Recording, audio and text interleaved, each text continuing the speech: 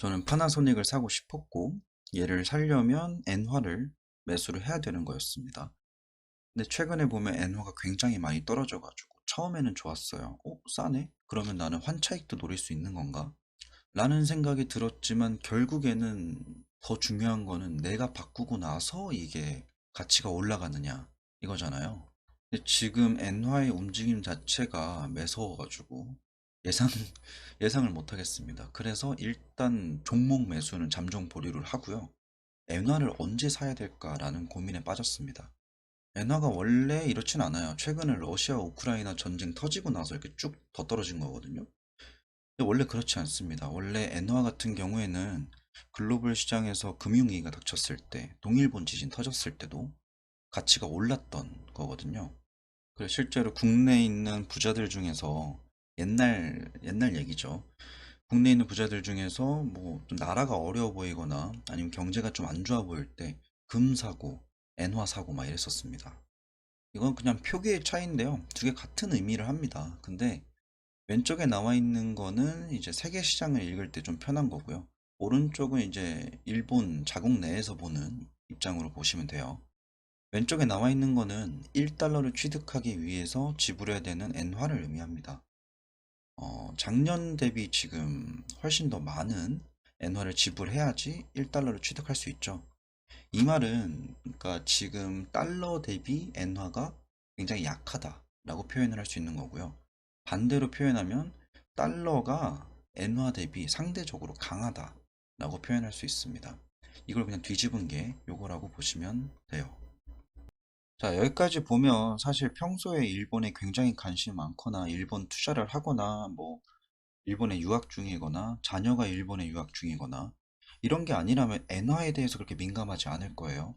그보다 더 중요한 게 국내 주식과 해외 주식, 코인 등이 있겠죠. 근데 저는 이 엔화 자체에 대한 공부도 필요할 것 같아요. 왜냐면 과거에 그렇게 안전자산 취급을 받았던 엔화인데 얘가 지금은 그렇지 못한 상황이 왜 그랬을까? 이걸 보면서 교훈을 얻을 수도 있을 것 같고요. 어쩌면 이 분석의 끝과 끝에서 결론에 도달하게 되면 또 하나의 투자 성과가 나올 수 있는 분석이지 않을까 싶습니다. 일단 그냥 수치상으로 보면 2016년도 정도의 수준까지 가치가 떨어진 상태예요. 근데 저는 이제 뭐 과거에 이랬고 지금 이렇게 됐고 또 중요하지만 얘네가 그럼 어느 가격대를 지키려고 할까 보니까 125달러입니다. 이게 일본 중앙은행이 표시를 하는 건데 구로다 라인이라고 해서 125달러를 꼭 그렇게 사수를 하려고 그래요. 이게 과거에 어땠냐? 2010년대 초반부터 2016년도까지 그리고 뭐 이게 계속 이어졌죠. 계속 이어져 왔던 미중 무역 전쟁이 있었고요.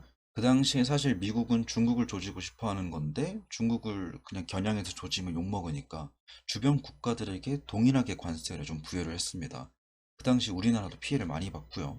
일본한테도 좀 많이 갔었죠. 이때 막 관세도 많이 때리고 반덤핑도 막 해대고 하니까 일본도 굉장히 어려운 때였어요. 지금처럼 이렇게 좀 오르기 시작했었습니다. 그 당시에도 지키고자 했던 게 여기 125였어요. 실제로 지켜냈고요. 그 다음에 떨어졌다가 반등하고 소강 상태를 보였었죠. 그래서 이번에 관건이 이거예요. 과연 요번에도 요 125를 지킬까? 여기 아래서 그냥 저항 먹고 떨어뜨릴까? 그렇다면 사실 저는 엔화를 취득할 만하다라고 생각을 하거든요. 근데 지금 요번엔 좀 다른 것 같은 게 뭐냐면 과거에 2008년도에 금융위기 있었을 때 이때도 그렇고요. 2011년도 이걸 피크를 찍었을 때 여기였거든요. 동일본 지진 터졌을 때 여기랑 금융위기 터졌을 때 전 세계 증시가 흔들렸습니다. 물론 요거는 일본 내부 문제이긴 하지만 2008년도 금융위기 요거는 꽤 오랫동안 지속됐거든요. 요때 오히려 일본 엔화의 가치는 상승한 겁니다. 여기 표시된 건 떨어졌지만 이게 상대적 비율로는 일본 엔화의 가치가 상승한 겁니다. 이때 왜 상승했는가를 보면요. 일본에 있는 막강한 제조업체들이 특히나 수출을 많이 했어요. 토요타, 소니, 뭐 미쓰비시 뭐 이런 기업들이 있었는데 얘네가 당시에 해외에서 미친 듯이 물건을 팔아다가 일본으로 돈을 막 가져온 겁니다. 그리고 이 기업들이 엔화를 막 사줬어요. 그러다 보니까 해외의 돈을 일본으로 끌어들이니까 일본의 경상수지가 흑자가 엄청납니다. 이때가 가장 피크였다라고 해요. 실제로 일본의 그 성장 궤도를 보면 금융위기 때 오히려 그때 딛고 일어섰습니다.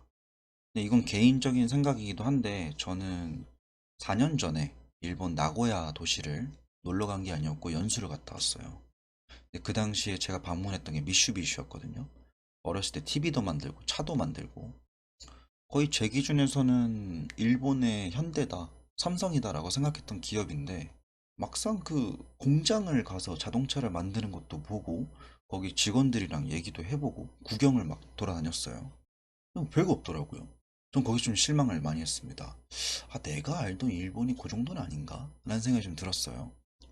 저는 좀 기저에 깔린 생각이 일본이 옛날 같진 않다라는 거거든요. 근데 이번 이 엔화의 가치 하락을 보면서 전 세계 증시랑 그리고 금융시장에서 바라보는 일본의 엔화가 더 이상은 안전자산이 아닌 것 같다라는 생각이 좀 세게 들더라고요.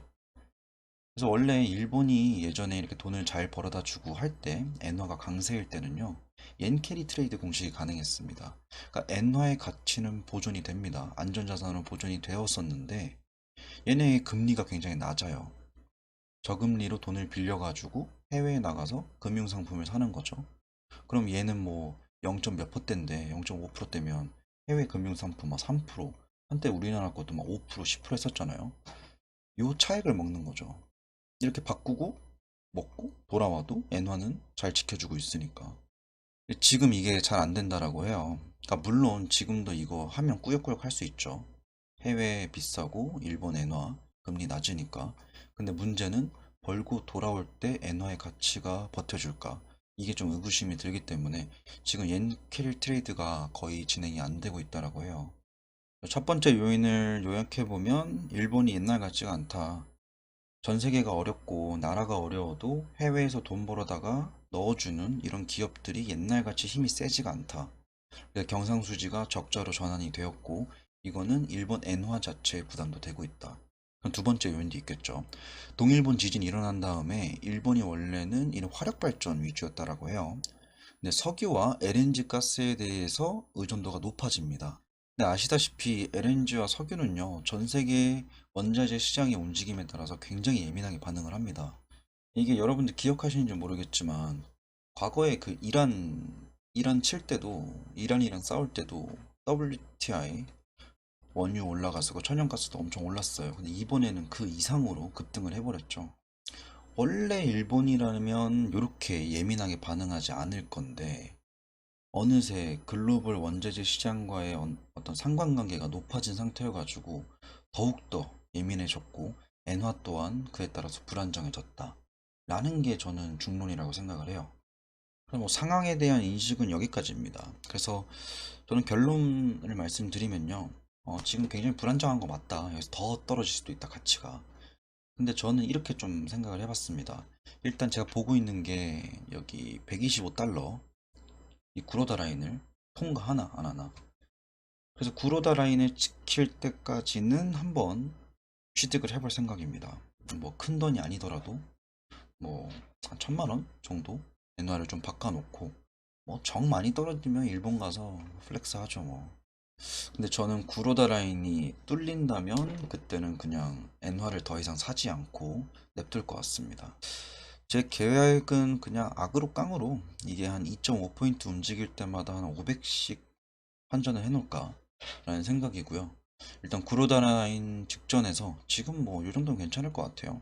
여기서 지금 제가 가지고 있는 달러가 좀 있거든요. 유튜브 수익 쥐꼬리만큼 들어오는데 그거랑 해외 계좌에 있는 달러를 조금 바꿔놓을까 라고 생각하고 있습니다. 파나소닉은 일단 엔화를 취득을 하고 내 엔화의 가치가 크게 움직이지 않다라고 확신이 들었을 때 살 수 있을 것 같아요. 왜냐면 기업을 사는 순간 제 그 화폐의 유동성은 떨어지기 때문에 그렇게 한번 해보겠습니다. 그래서 결론적으로는 저의 그 뭐 100만 원, 200만 원, 300만 원 이런 돈들은 구로다 라인 지키는 그 과정에서 천천히 투입을 할 거고요. 먼저 제가 가지고 있는 달러들을 일단 엔화로 천천히 바꿔볼 생각입니다. 원래는 제가 파나소닉을 분석을 하고 이거 괜찮다라는 얘기를 하고 싶었는데 파나소닉이 볼 때가 아니더라고요. 엔화가 먼저 급했습니다. 오늘의 영상 여기까지고요. 저는 높은 확률로 이 구로다 라인에서 저항받고 떨어지지 않을까 생각을 합니다.